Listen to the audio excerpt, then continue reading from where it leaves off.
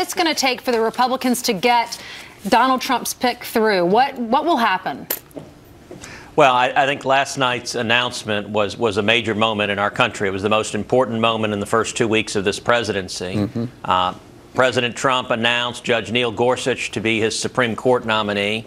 And Judge Gorsuch is someone who has built really a reputation, has built a proven record on the Court of Appeals for a decade of being a principled constitutionalist judge, of taking a humble approach to being a judge and simply following the law, following the Constitution, upholding the Bill of Rights, and critically not trying to impose his own policy preferences on anyone, but rather leaving policy judgments for the elected Congress elected by the people. I think that's what the voters want, and that's what this decision is going to be now. But, Senator, you're acting like you're in college. This is Congress. They don't care about anything you just said. It's all personal and political. Having said that, are you concerned about the future of this process if the Republicans are forced to go with just the majority, the nuclear option? Does that concern you as someone who understands the history of the courts? You know, I promise you I'm not still in college. If I was, I'd be in flip-flops and shorts and throwing a Frisbee. And unfortunately, I'm in Washington, D.C. with a suit and tie on instead. So there is clearly a difference.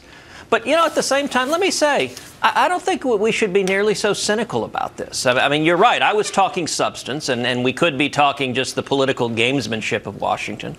But I think the voters actually care about substance. You know, this was a remarkable election in that Justice Scalia passed away in the middle of a presidential election. And this election was, in a very real sense, a referendum on this seat. And one of the real virtues of the Republican majority saying we're not going to fill this seat during a presidential election year, we're going to hold it for the people to decide, is the American people got to make a choice. Do you want a principled constitutionalist in the mold of Justice Scalia, which is what Donald Trump promised, or do you want a liberal judicial activist, which is what Hillary promised? And I think the American people made that decision on Election Day, and there's a mandate coming out of the election.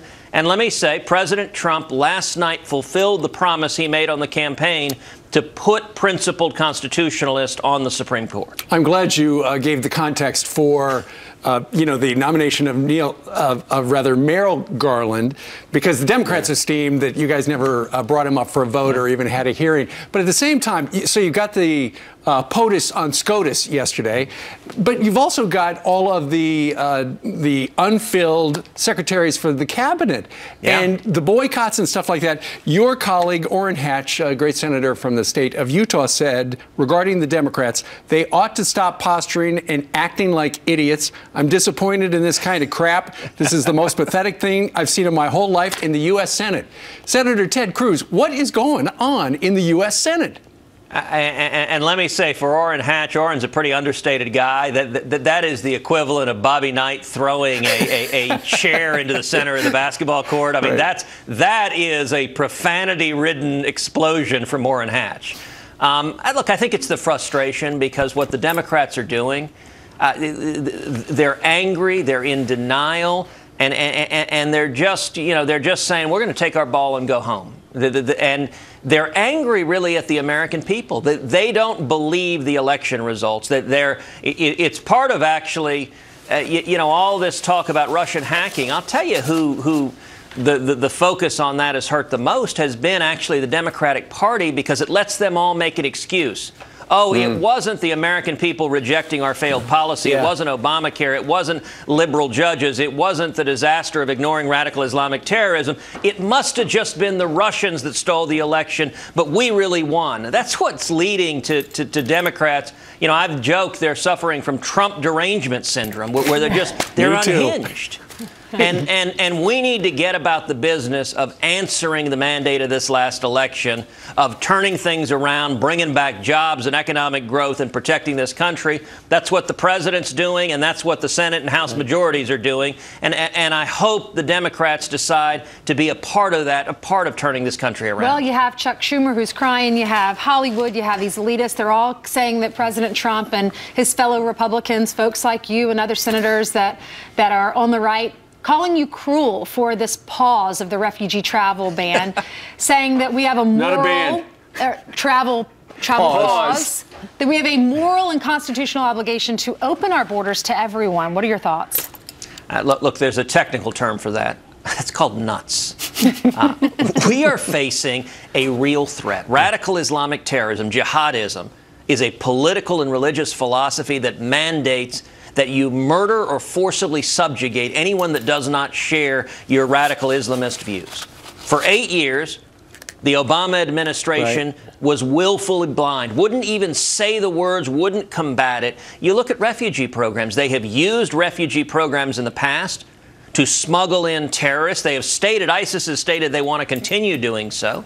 You look at the Paris bombers who came in using the refugee program. There have been some 40 people who've come in to the United States using refugee programs who have been convicted or implicated in acts of terrorism. And what President Trump did was a very common sense step of putting in place a 4-month pause to say we're going to hold off on letting refugees in until we can be certain we can vet them so that they're not terrorists. James Comey, the head of the FBI appointed by Barack Obama, told Congress they can't vet these refugees. And yet the reaction of Chuck Schumer and the Democrats is they light their hair on fire. How dare you not let in refugees who the FBI can't tell us if they're terrorists or not? The overwhelming majority of the American people get it, that the president's job is to keep us safe, and I'm glad he's doing that. General Kelly really went a long way in explaining the whole program and to have that Marine quality about him. Real quick, how's the basketball game going? I know you're looking to put together this basketball. I mean, is it shirts and skins? Are you guys every day just picking sides? Look, I promise you one of the worst things you would ever want to see is a shirts and skin game involving senators. That is not an image anyone wants seared onto their mind. We play about once a week. We're playing this afternoon, and it's pretty good. We get in, it's half court. We get in there and bang a little bit and have some fun, and it's a good way to work out some tension and enjoy ourselves. All right. Well, I know the former president of the United States, who plays a lot of basketball, that has nothing to do across town. You should call him over someday. Look, I'm told he's got some real game. I'm told he can dunk, and I will confess, I've joked, the one colleague of mine who I haven't invited to the game is John Thune, and it's because I really don't want to get dunked on by one of my colleagues. John's a great guy. I'm happy to have a meal with him, but if he did a 360 dunk on me, that's just not really something I want to experience. It's not going to help the self-esteem. That's what it's about. All right. Ted Cruz, thank you very much for joining us live. Thank you. Thank you. All right. Great interview.